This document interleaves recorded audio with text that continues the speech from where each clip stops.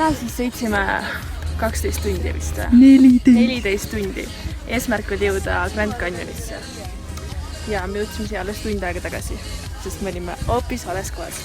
Aga nüüd me käisime seal all, viskisime oma eluga, tegime väikest närvikõdi ja edasi paneme siit Phoenixi poole.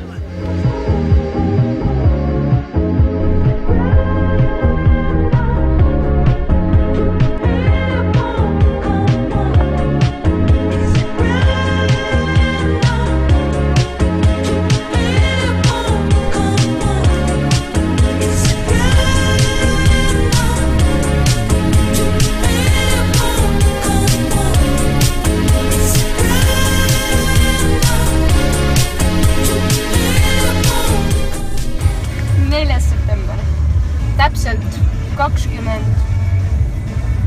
tundi tagasi käisime me väikses linnas Sedona, kus olid uskumatult ilusad kivid.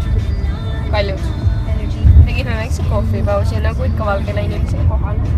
Siis me läksime Couchsurferi juurde Phoenixisse, saime süüa. Ja nüüd täna oleme San Diegosse. Reino sõppis meil mingi ööbimise, siis me lähme sinna. Mingi mees, kes tahab aina naisi. Ma arvan, et me peame tema otsima. Külm on. 21 kraadi kõigest. Tuppa kainast. Kodutud.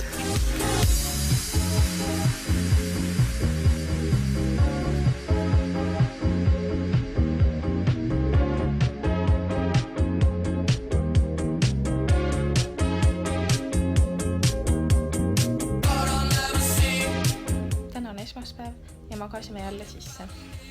Umbes 2 tundi. Ja nüüd me lähme siis San Diegosse, avastame linna. Praegu meid jäeti üksi siia majja. Ja läksid kalale. Ja. Don't steal anything. Eile siis oli üsna huvitav õhtu.